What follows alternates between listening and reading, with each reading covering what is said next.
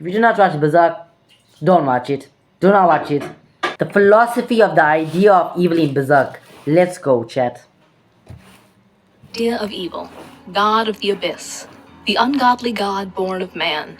Whether you think it's canon or not, the idea of evil is certainly one of the most fascinating characters in Berserk. For those who are unaware of what on earth I'm talking about, the idea of evil is a being who appears in only 2 chapters of the manga, Chapter 82 and the Lost Chapter. It's only present in the last frame of Chapter 82, shortly after Griffith decides to sacrifice his comrades. As he starts sinking through the astral realm, about to begin his transformation, Griffith literally betrayed his friends just so he can ascend to godliness, or what you'd like to call it, demonness. So yeah. Spots a large being, and the chapter ends with Griffith addressing it, only in question as God? Griffith feels like he ascended to godliness, but he did not realize he became a dark, evil being. He never became a god. He became a demon instead. Where we really get to know the idea is in Chapter 83, the so-called Lost Chapter. After writing it, Miura requested the chapter not be published in the Japanese or English translation because it revealed too much of the story too soon, and it might restrict what he was able to do in future chapters.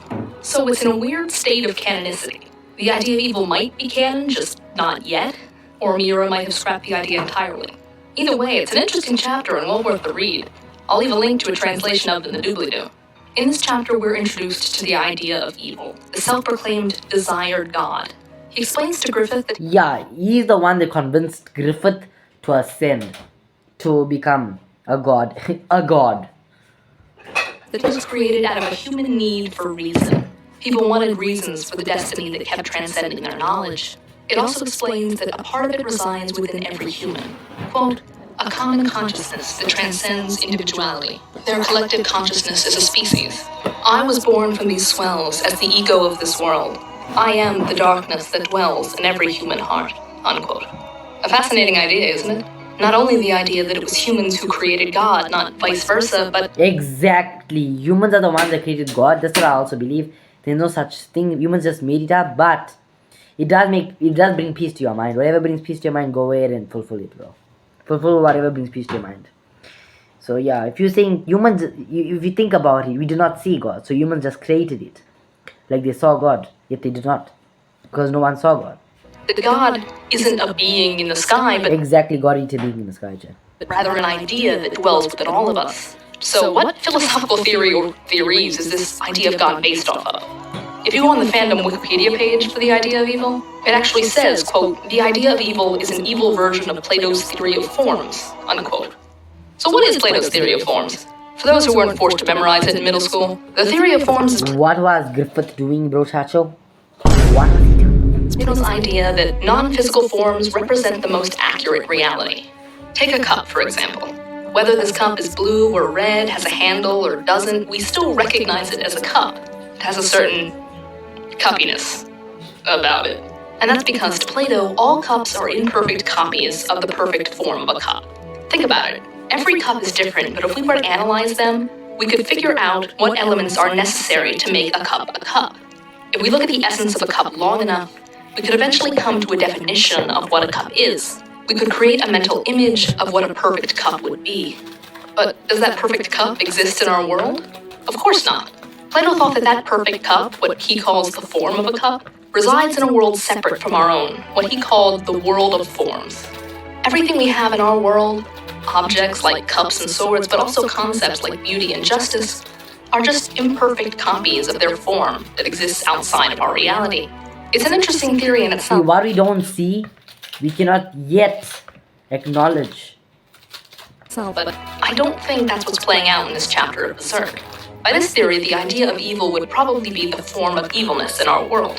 And that kind of makes sense since part of him resides in the heart of every human. I mean, every human is evil, bro. Every human has some part of evil. I never say they're fully evil, but they have some part of evil, like this much. There's good also, but yeah. The theory of forms doesn't make sense with the idea that the desired God was created by humans.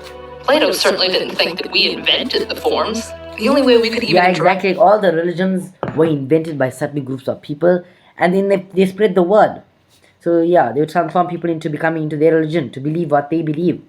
so they can make themselves believe that's the true way, that's the true path to God. They have to believe in something so the society and world can progress. I mean, it's fine if you're agnostic and atheist, it's okay. But I'm just saying. Interact with them was through reason and rational thinking. And it's not as though evil and misery didn't exist before this God was created. On the contrary, he was born because humans... Yeah, they were always evil, bro. And even if you create such a thing as God, bro, they're still going to be evil. There's nothing can change the fact that they won't be no evil. ...desired reasons to explain the evilness in their world. So I think we can say a solid no to the idea of evil being an evil version of Plato's theory of forms. So what philosophical theories are at work in this chapter? To determine that, we need to go back to the time of the pre-Socratics and talk about the laughing philosopher himself, Democritus. Though he's most well known for his atomic theory, which we touched on briefly in the Steins Gate episode, he is also considered to be one of the first documented atheists. Democritus did not believe in a god, at least a god as we understand it. He believed that humans created God as a way to explain the things that they couldn't understand. Things like earthquakes and hurricanes, but also death and suffering. Since they couldn't understand these things themselves, they explained them by reference to superhuman agency. Sounds familiar? Exactly. Like humans can't explain certain stuff, so they rely on a supernatural being to explain it. Sounds familiar, doesn't it? It's the same reason that drove the humans in Berserk to create the idea of evil. But Democritus is making reference towards the being that we imagine to be God. In Berserk, the idea of evil is just that, an idea, not a physical being, at least one that exists in our reality. Well, so where did that... technically, Griffith is an evil being. He became an evil being once he transformed. He ascended and became an evil being. So yeah. That concept originated. Let's talk about Hegel. And yes, I had to reread Hegel for this episode. And if that doesn't earn your subscription, I don't know what will. Yo, W the anime philosopher. Go ahead to subscribe to her, man. Wilhelm Friedrich Hegel was a 19th century thinker who is most well known for his influence on the philosophy of Karl Marx. And yes, if you didn't get the joke earlier, he's famous for being inscrutable in his writing. Many just assumed that he was an atheist like his pupil Marx, but that isn't the case. Hegel begins with a critique of the ordinary way we think about God. If I were to ask you what came to mind when I said the word God just then, you would probably say some sort of omniscient and omnipotent being, right? But if that's indeed what you imagined, Hegel would say that there's... Guys, even though you can say it's an omnipotent being, it doesn't have to be. It's not a supernatural being at all. It is a matter that you cannot even see. So how can you say God exists if you never saw it? So people just say put their faith in and believe in it. You know why they believe in it? So they can feel peace at mind. Because they can't understand certain stuff, so therefore they put all their faith into another being. They put all their trust into another being. Because they don't want to feel the pain, the suffering, the fear of death. Therefore, they believe in God. They believe they can be ascended to heavens. They don't want to understand and acknowledge the fact they could die or something could happen. So they believe in God. That's how I think about it, guys. I don't know about y'all. There's a huge assumption you're making there. You're assuming that God is a being at all. Yeah, that's a very big misunderstanding. Do not assume God is a being. Do not assume that God is a supernatural entity. Because God is not, bro. Y'all got it totally messed up. God is just something. You can worship anything and call it God. You can turn anything into a God, bro. To Hegel, God cannot be a being in this world where we describe ourselves as beings. Because that would mean that God is inherently limited in some way. To quote one of the... Exactly, if you say God is a being, way limited. There means no powers, because humans don't have powers unless you give him special potential, and I don't know who would do that. I know some of them. Actually, I know some people would do that, but yeah. The articles I left below for further reading, quote, if God is truly to be infinite, truly unlimited, then God cannot be a being, because a being, that is one being among others, is already limited by its relation to others, end quote. In other words, God cannot be infinite if he exists as a being among other beings. Exactly. God cannot exist with other humans. That will limit him. And then how can you call him God if he's limited? Beings. So then what does Hegel believe God is? Hegel thought that God was just the process of self-determination. Exactly. Just what you believe in, to bring peace to your mind, to give you courage, to prevent you from thinking bad thoughts. Therefore, you give all your faith into that one certain thing, and you call it God. The fullest form of reality. Now, what on earth does that mean? Hegel had a lot to say on the subject of freedom. He believed that your actions aren't completely free unless you understand. Oh my days, now I did another video on this, whether we have free will or not, so do check that video out. I ain't gonna go too in depth to that thing, but our fate is already determined. The universe already determines our fate. Our destiny and fate. I believe in destiny and fate. I told the last video. We have a written destiny. That's how it is. You can't change the destiny, bro. Trust me. And why you're taking them. I've tried to change destiny and I failed at it. And when you come to realize the way that your actions are controlled not by yourself, but by the stuff around you, Hegel would say that you are more real in that moment than you were before. A being acting independently of its own fruition is more real than one constantly dependent on something else. And Hegel... We can't blame Griffith. That was supposed to happen to him. And everything related to the path, everything pointed to the path that Griffith will turn evil. And you can't say he's evil, because I already made a video about morality. But yeah, bro, he did some evil stuff. If you do not watch Berserk, don't watch it. Do not watch it. I'm telling you for your own good. I watched Berserk though. It was ending broke me, bro. Do not watch it.